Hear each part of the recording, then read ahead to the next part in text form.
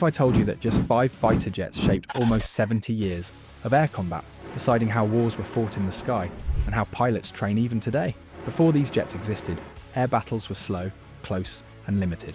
After they arrived, speeds crossed Mach 2, missiles replaced guns, computers began flying planes, and radar started deciding who lives and who doesn't.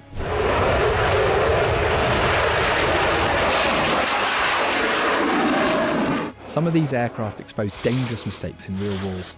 Others proved that air dominance could shut an enemy down before they even react. A few changed not only how jets fight, but how entire air forces are built, trained, and funded. Even today, modern fighters still copy ideas first tested by these machines. So stay tuned until the end as we count down the top 5 fighter jets that changed air combat forever, and why the sky was never the same after they appeared. Number 5. F-4 Phantom II. Imagine flying a jet so big, fast, and loud that people on the ground could hear it minutes before they saw it. That was the F-4 Phantom II. When it entered service in the late 1950s, nothing else looked or fought like it. It was not built to be elegant or light. It was built to hit hard, fly fast, and carry almost everything. The Phantom was originally designed for the US Navy as a fleet defense interceptor. Very quickly, the Air Force and Marines wanted it too. That alone tells you how powerful this jet was. Soon the same aircraft was launching from aircraft carriers, flying from land bases, bombing targets, chasing enemy fighters, and running dangerous radar hunting missions. Before the F-4, most jets were built for one main job. The Phantom proved one jet could do many jobs well. The F-4 was huge compared to earlier fighters. It had 2 engines, 2 crew members, and a massive radar for its time. It could fly faster than Mach 2 and climb extremely fast. It could also carry an enormous weapons load. In fact, the Phantom could carry more bombs than some World War II bombers. That changed how air forces planned wars. Instead of sending different aircraft for escort, bombing, and interception, one platform could cover several roles. Then came Vietnam, and everything changed. Early in the war, US pilots believed air combat had moved past dogfights. Missiles were supposed to replace guns. Because of this belief, early F-4s had no internal cannon. That decision came back to hurt badly.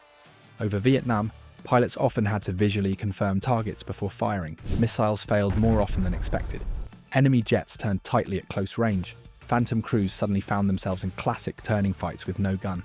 This painful lesson changed air combat forever. The US rushed to add gun pods and later built versions of the F-4 with an internal cannon. More importantly, future fighters would never again be built without a gun.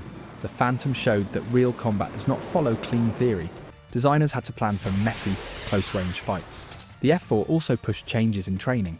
After early losses, the US Navy created Top Gun, an advanced fighter training school. The goal was simple: teach pilots how to actually win air battles. This single move dramatically improved kill ratios later in the war. So the Phantom did more than fight wars. It changed how pilots were trained. Outside the US, the Phantom left an even wider mark. Israel used F-4s in multiple wars and adapted them with local upgrades. Iran flew them heavily during the Iran-Iraq War. Japan used them for air defense. Each country learned its own lessons from the same aircraft. Those lessons spread worldwide. The F-4 Phantom was not perfect. It was large, smoked heavily, and was not the best turning fighter. But it forced air forces to face reality. Speed alone was not enough. Missiles alone were not enough. Training, flexibility, and real-world design choices mattered more than paper theory. Without the F-4, the fighters that followed would look very different. It was the jet that exposed mistakes and forced change. Number 4. F-15 Eagle. If the F-4 taught hard lessons, the F-15 Eagle was the response. After Vietnam, the US Air Force wanted one thing above all else: total control of the air. The result was the F-15, a jet designed from the ground up to destroy enemy aircraft before they could threaten anything else. Everything about the F-15 focused on air combat.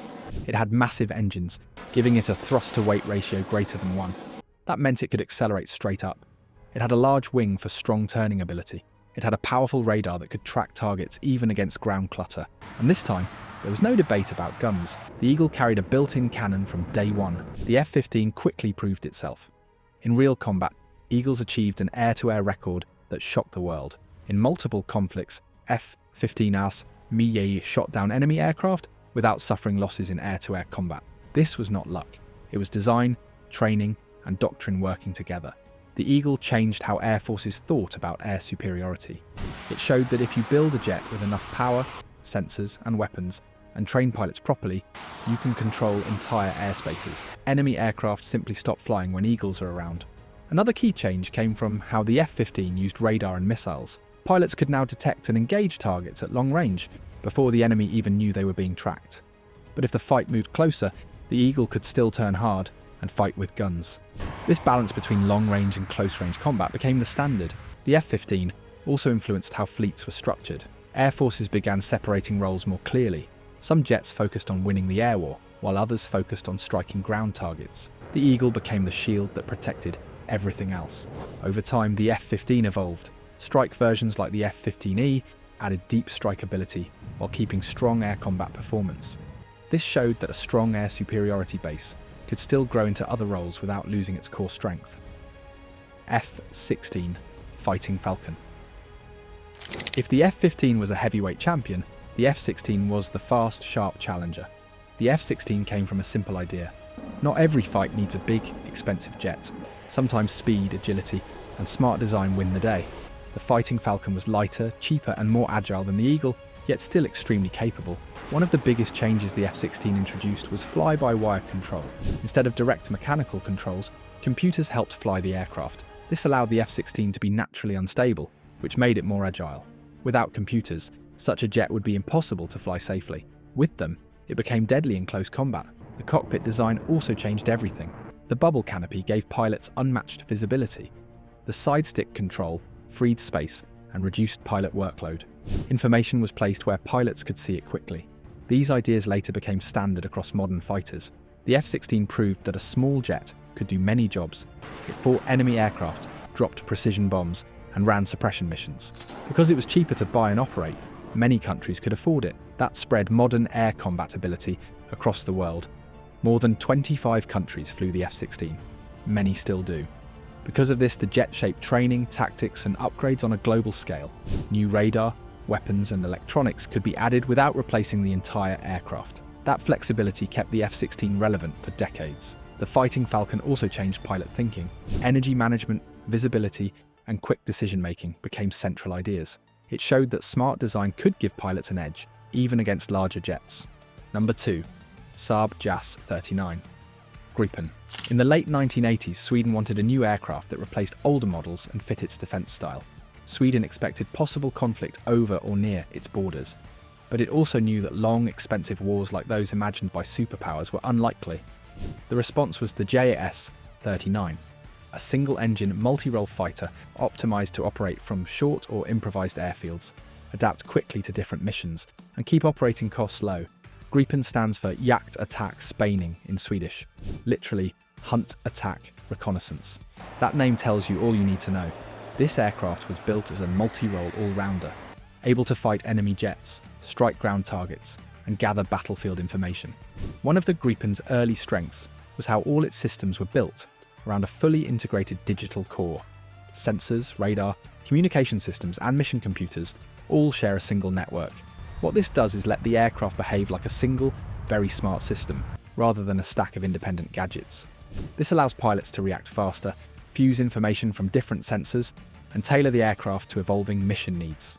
Modern versions of the Gripen, known as Gripen E and F, step up this capability even further with an advanced AESA radar and infrared search and track systems that let the aircraft detect and track threats at long ranges while handling threats from multiple directions. Despite its relatively small size, the Gripen can carry a wide variety of armaments. For air-to-air fights, it can employ short-range IRIS-T missiles and long-range MBDA Meteor missiles. The Meteor is a long-range air-to-air missile with a ramjet engine, giving it an engagement envelope that rivals much larger aircraft. For ground and sea targets, it can deliver precision-guided bombs, anti-armor missiles like the Maverick, and even long-range cruise missiles such as Taurus KEPD-350. This mix means Gripen can shift fluidly between defending airspace and supporting ground operations in the same mission. Where many aircraft rely solely on speed or stealth, the Gripen takes the fight to the electronic battleground. Its advanced electronic warfare suite can detect radar signals from hostile systems, automatically deploy countermeasures, and even jam enemy radars. This suite allows pilots to operate in hostile areas more safely, by confusing or degrading enemy tracking and targeting. This isn't just about deception. Passive sensors on the Gripen can detect radar emissions without pinging back, meaning the jet can learn about threats without immediately revealing its own position. A subtle but powerful advantage in modern combat, where detection often determines the winner. The Gripen's design choices make it highly flexible on the ground, as well as in the air. Its landing gear and flight control systems allow it to operate from shorter or rough airstrips. This means in any conflict, where main airfields could be destroyed or jammed, Gripen-equipped air forces can keep flying. This type of flexibility directly influenced how smaller or middle-tier nations structure their air forces. They no longer had to choose between buying an expensive fighter or flying nothing capable at all. Many countries now field Gripens because they can defend their airspace effectively without the high costs or heavy infrastructure that larger jets demand. One of the Gripen's biggest impacts was economic. It proved that a deeply capable modern fighter doesn't need to cost a fortune. While many high-end fighters push into hundreds of millions of dollars each, the Gripen's design choices prioritized low operating costs, modular upgrades, and software-driven capabilities. Nations that could not afford top-tier fifth-generation jets could still field competitive air power. This economic model influenced procurement decisions globally. When nations reviewed fleets, they began asking tough questions. Should we buy fewer high-end jets and fewer pilots, or more jets with robust but affordable performance? Gripen helped tilt that conversation toward quantity with quality, rather than extreme specialization, especially for countries with limited budgets. Number 1. F-35 Lightning II. Imagine a fighter jet that is not just a plane but a flying information hub in a digital battlefield. Enter the Lockheed Martin. F-35 Lightning II, the most widely adopted fifth-generation fighter on the planet, and arguably the most advanced air combat platform in service today. As air combat evolved from fast dogfights to networked sensor and data warfare, the F-35 became the first jet designed from day one to thrive in that new reality. Earlier fighters focused mainly on speed, weapons load, and agility. The F-35 introduced a different priority: stealth, advanced sensing, and integrated information dominance. Instead of just chasing target acquisition and missile ranges, the F-35 was built so pilots gained superior battlefield awareness and shared connectivity with other forces. In F-35 terms, the big leap isn't just a faster jet or better radar. It's about combining stealth, advanced sensors, and data fusion into a single platform so the aircraft can detect threats early, share info with allies, and navigate heavily defended airspaces on missions that older jets might avoid. The F-35's design includes radar-absorbing materials, internal weapons bays, so weapons don't stick out and increase radar visibility, and carefully shaped surfaces that reduce how easily radar sees it. This very low observable profile allows F-35s to enter areas where older jets would be detected, tracked, and targeted long before they reach the action. The practical outcome?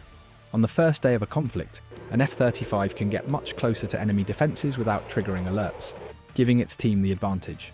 That can mean striking key targets, disrupting air defenses, or coordinating follow-on forces before the enemy even knows what hit them, where earlier jets had separate radar, infrared, and targeting sensors. The F-35 brings all of that together into one system. Its AESA radar scans long distances, while other systems like the Distributed Aperture System, DAS, give 360-degree infrared tracking and threat alerts around the aircraft. These sensors feed a single fused battlefield picture that shows up on the pilot's helmet display. Everything from enemy aircraft to ground threats and missile launches can be seen in real time with far greater clarity than older systems. This fusion means the pilot doesn't have to manually combine different streams of sensor data. The jet does it for them instantly. One of the biggest ways the F-35 changed air power is how it connects to other systems. It doesn't just fight, it shares and receives battlefield information across air, land, sea, and space units. That can include satellite data, AWACS radar inputs, and battlefield targets relayed from ground units or other aircraft. In practice, this means an F-35 can detect a threat from far away and instantly share that insight with allied jets, ships, ground forces, or missile batteries.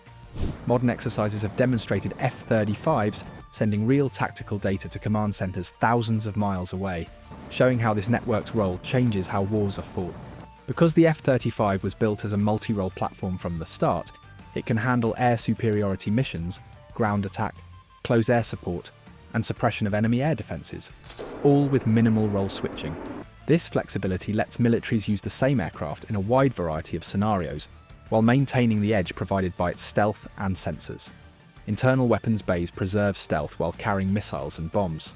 When stealth isn't needed, external stores can expand payload capacity, albeit at the cost of radar visibility. Thanks for watching! Which of these jets surprised you the most? Drop your thoughts in the comments below. Don't forget to like, subscribe, and hit the bell so you never miss a video.